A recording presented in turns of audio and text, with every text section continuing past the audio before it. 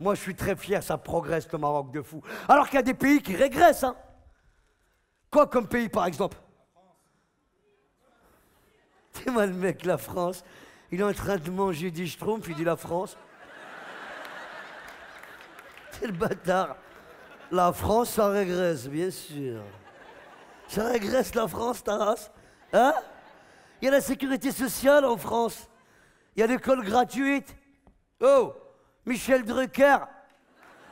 Ah ouais, arrêtez de dire que ça régresse, ça m'énerve. Je l'entends de plus en plus. Et rendez-vous compte de ce que c'est que la France. Hein. La France, ça régresse pas. La tête de ma mère, ça régresse pas. T'as déjà été dans les autres pays pour dire que ça régresse la France? T'as été où, par exemple? Qu'est-ce qu'il a dit? Au Pakistan? Ouzbékistan? Mais c'est où l'Ouzbékistan? Ah, Ouzbékistan, t'as mis le paquet, ouais, là. Là, on peut dire que ça progresse, la France, non? Mais c'est vrai, Ouzbékistan, voilà, là, on peut pas dire que... T'as déjà été au Burkina Faso, par exemple?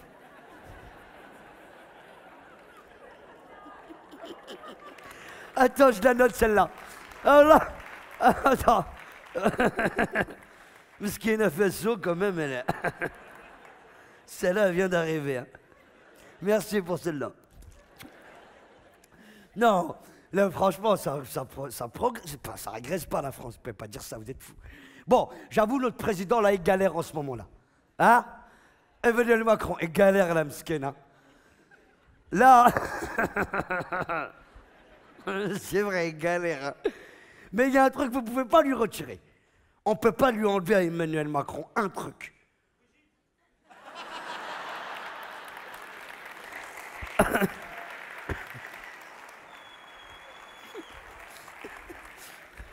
C'est quoi cette salle-là? C'est quoi?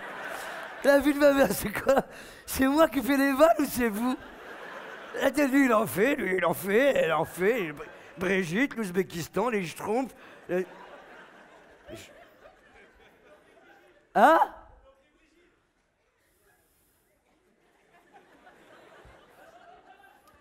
Non, mes frères, j'ai pas oublié Brigitte. Bon, attends. Il y a un mec au fond, faut le défoncer. Eh, reste là, mon frère, il va te ramener des gâteaux. Reste là, reste. D'accord? Oui, Brigitte, elle l'a pas oublié, oui. Truc de fou, ça, sur la vie de ma mère. Eh, je vous préviens, après, à partir de maintenant, je vais commencer à charrier. Non, ça va pas ou quoi? Non, mais je pensais pas à Brigitte. Je pensais pas à Brigitte. Il y a un truc qu'on peut pas enlever au président de la République. Personne ne peut lui enlever, ça, c'est pas possible. Il est plus petit que moi! Il est plus petit que moi! C'est un truc de ouf! Il a été élu à 39 ans! Ouais, 39, c'est pas un âge présidentiel! 39, c'est une pointure maximum, 39! Il est né la même année que Faudel!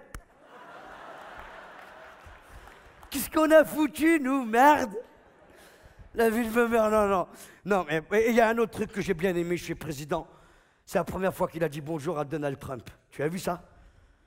La première fois qu'il a dit bonjour à Donald Trump, il n'a pas eu peur, sa mère. T'as vu comment il lui dit bonjour à Donald Trump?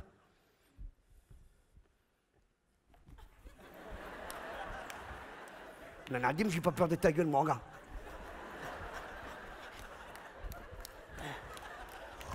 On s'est dit, lui, il dit bien bonjour, lui, il n'a pas peur de dire bonjour. Et Donald Trump, alors on peut dire que ça régresse, là, non? Donald Trump, président des États-Unis. Aux États-Unis. C'est fou, quoi, vous comprenez rien de cette salle-là? Aux États-Unis, c'est lui le président aujourd'hui. Ah oui, ma mère, ça m'a choqué, ça, Donald Trump, président des États-Unis. Et pourquoi pas Dingo, maire de Paris? Venez, on essaye des combinaisons. Quelqu'un aurait pu imaginer Donald Trump président des États-Unis? Non. Moi, oui, tout de suite. Quand j'ai vu ses cheveux, t'as vu ses cheveux? Quand j'ai vu ses cheveux, j'ai dit, lui, il va niquer la couche d'ozone, c'est sûr. T'as vu ses cheveux? À mon avis, il a un seul cheveu Mais long, long, long, long, long, long, long, long, de 100 mètres, un cheveu de 100 mètres. Et tous les jours, il l'enroule dans sa tête, tous les matins.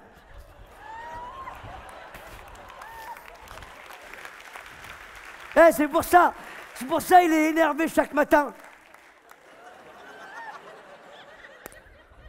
J'aimerais bien le voir à la piscine, Donald.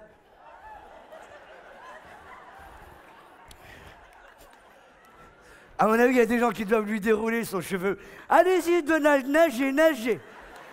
Nagez, on s'en s'occupe, nous. Nagez, vous, nagez. Et il m'a vénère, ce Donald Trump, là. Parce qu'il a fait pleurer ma mère. Wallah, le jour de l'élection, Mskina, elle a pleuré.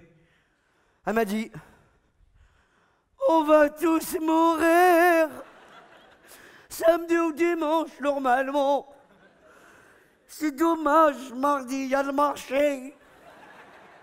Je dis, Amma, ça fait 20 ans que tu me répètes cette phrase.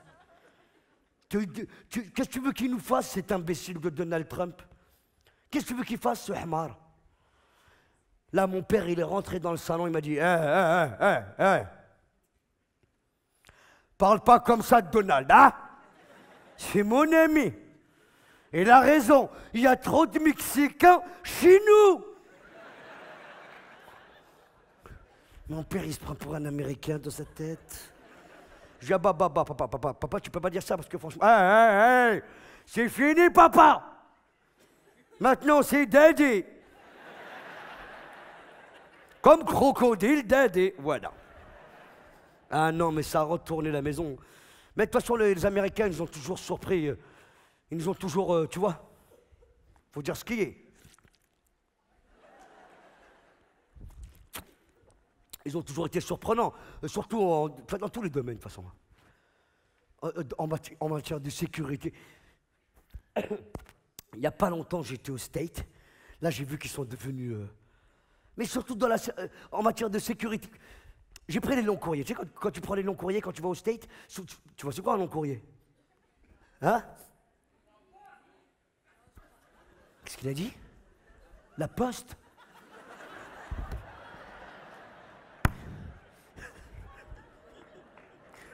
La poste, il a dit? Un long courrier, la poste? Eh bien, sur la vie de ma mère, mais qu'est-ce qui s'est passé dans cette salle? Eh, t'es malade ou quoi, cousin, toi? Hein?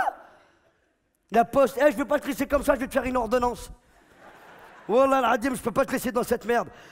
3 comprimés, ferme ta gueule 500. Ferme ta gueule 500. 3 fois par jour, pendant 1000 jours. Ça va, 1000? Mais tu vas guérir avec 1000 jours, Inch'Allah. La poste. Mais non, frère, les longs courriers, c'est les avions qui volent longtemps, là. Et il croit que je voyage dans une grande enveloppe, le bâtard. Hein? Un timbre dans le cul, miner son tas, allez. Regarde la poste, réfléchis, merde. Bon, en tout cas, un avion qui vole longtemps, enfin, c'est un long courrier. Et moi, j'aime pas prendre ces avions-là. Alors, quand je les prends, on sait jamais, je file les dernières consignes à ma femme. Toujours, je l'appelle. Je dis, allô, chérie, ouais. L'argent, je mets dans le congélateur. Derrière les merguez, juste derrière les merguez, ouais. Et là, il y a un Américain lambda. Il vient me voir et me dit, hey, put your phone down now. Put your phone down now, Arabic person. Je dis, what you speak to me to speak to you? Ça a chauffé dans l'avion. Vite, on est arrivé à la douane, heureusement. Et à la douane, tu sais, t'arrives, il y a une longue ligne jaune. Tu la connais, la longue ligne jaune? Il ne faut pas la dépasser. Il ne faut pas jamais la dépasser. Si tu fais du 43, tu vas en prison tout de suite. Et moi, j'ai un tout petit peu dépassé. Je l'ai un tout petit peu dépassé. Et là, il y a un douanier, il vient vers moi, il me dit, hey, put your phone down now. Je dis, mais j'ai rangé le téléphone déjà, merde. Il me dit, follow me. Bon, moi, je le follow. Je le follow. Et on arrive dans une grande pièce. Et là, il y avait plein de gens qui s'entraînaient à ne pas dépasser la ligne jaune. Oh non! Il est dépassé, Inga. Et pendant ce temps-là, on me posait des questions. Avant de rentrer au States, il y a un questionnaire. C'est vrai, hein? Première question. Avez-vous dans votre entourage une ou plusieurs personnes qui sont des Arabes? J'ai répondu non. Ah non. J'en ai jamais vu, monsieur. Deuxième question.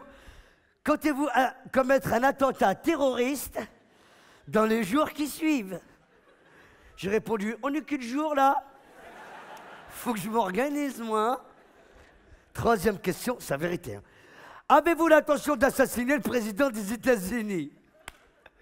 J'ai répondu, assassiner, non. Mais lui tirer son cheveu jusqu'à Barbès, attaché là-bas et laisser mes copains faire. Non, il m'a vu venir chez Donald Trump, là.